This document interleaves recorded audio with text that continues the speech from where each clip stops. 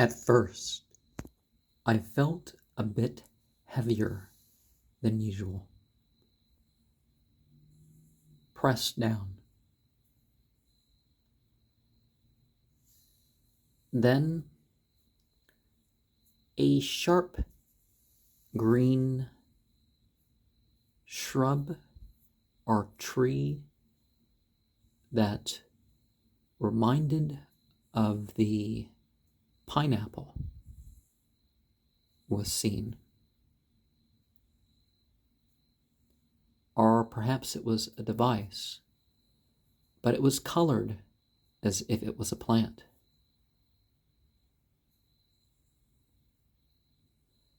I saw it from different angles, as all outside of the ritual.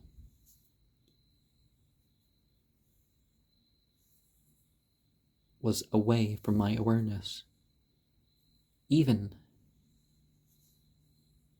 outside of me, to the mirror, to the books, was closing in. And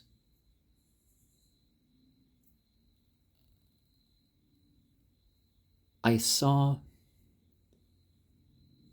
like a pillar with a sphere portion in a gap, but it was all in one piece. And then the tree or shrub thing appeared again, and all down me, from head to toe, complete analgesia, well-being. When you solidify your identity, there are things that will be no longer apart. Primarily, the 72 light beings and the 72 fire beings can be thought of as completeness in duality. We can say that the stories of Solomon's brass vessel represent the overwhelming of the Baal Astarte cult and other such currents of magic by the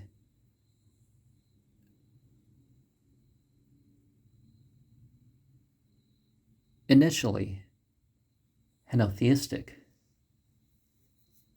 Hebraic cults. And it is apparent that the Israelites did not conquer all those people at once. It took centuries. So there was some rewriting of history, as it's called.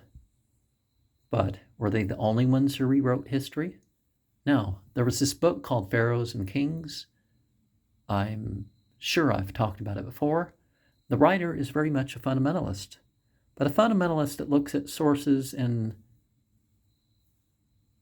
sees what they see the sources saying, not somebody who takes one source, but this is somebody who says the truth is between these sources. But I don't think he was doing it as a liberal to throw out what personally doesn't please him. It's that the truth's somewhere between these, and I'd like to understand it right. The rules against graven images in monotheist religions are probably actually separate commandments than just the, they want to keep monotheism pure, by people not getting confused and thinking like the beings really, God is really divided into these various forms and all that stuff. Because some people didn't get that. But the theory that it was part of the magic, now I don't think any monotheist religion forbids magic, but what it does forbid is the calling up of the spirits in magic. It's monotheism is you only worship God. So the very same techniques in magic would be used in monotheism. Now, when Pope Runyon talks about how the Sabians were excluded from forced conversion according to the Quran, well, everybody was. And you find the example of Muhammad, who said that, those who continued to bring idols with them to the prayer services, particularly in Mecca, they were just told, hey, this is not the place for this anymore. He didn't stop them from what they did at home, but people just generally gave that up. And the 360 idols around Mecca, the black cube and all that, there's narrations that indicate that it kept all the same symbolism. It was just part of the Tawheed doctrine, and the psychological and sexual symbolism was certainly a part. But it just wasn't various gods and goddesses and forms again. Now, one could say, saying something's more magical than another in terms of the alteration in consciousness, the working towards change according to one's will, or however one's going to define that, saying it's more magical or not because of you don't like the art's more colorful or whatever you want to call it. I don't think that sort of defining things quite works so well. But one thing that does help in defining things is if you look at the sources of things, right? And you realize some of the Arabian and Kabbalistic and Hurrani and other sorts of origins for sort of some of these things, you understand that there's formulas. And some of those Arabic words operated as formulas. Now, what Pope Runyon does not mention in this book, at least thus far, is that the Solomonic magic of the Arabians tended to be a polytheistic form of Shia. And some of the Sufis, because the Sufis tended to, when someone says a Sufi, are they Muslim or are they not? It depends. And more the tendency has been, well, there's always an explicitly Islamic current, as in something from Quran or some saying or deed of Muhammad that's supposed to have been inspired. That is there, but do they hold enough of Islamic belief and practice to be considered Muslim? Well, that varies. So some of these magical sources are Sufi in origin. Of course, some of the problems that people have nowadays with magic is exactly along the lines of the Pauline take off the natural man stuff. The avoid having sex with your spouse. Avoid getting married. And only get married and only have sex with your spouse to avoid sin. In the Islamic world, they usually tend to know that revelation was even received when Muhammad was with his wives, and that there are, at the very least, they know that Islam teaches that a person is rewarded from their sexual activity with their spouse.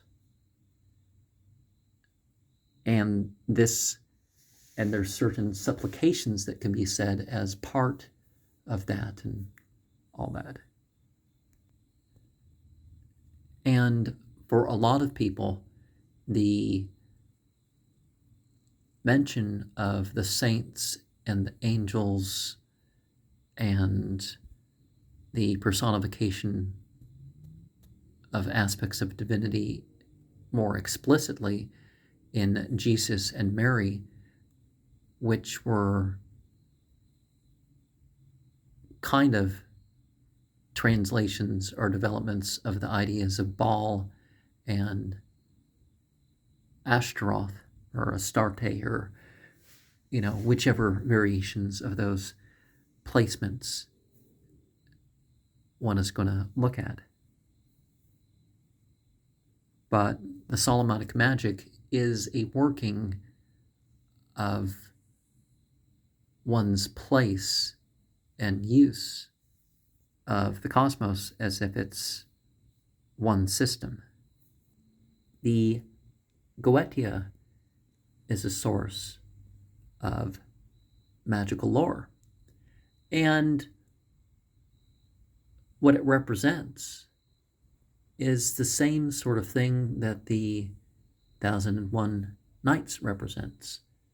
And people don't tend to know anything about any books of Arabic magic unless they make the claim about the Necronomicon, which is sort of the grimoire of no grimoires, because the Simon Necronomicon is obviously a forgery, and the stuff kind of anybody who knows anything about Akkadian or Sumerian or Babylonian kind of knows that things are a mixture there.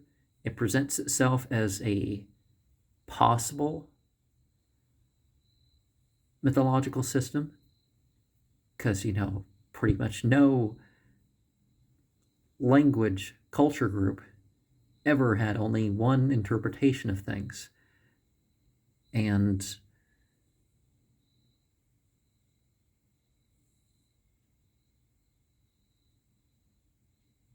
one also knows that they use the power of the word and that sort of thing. They didn't really use sigils.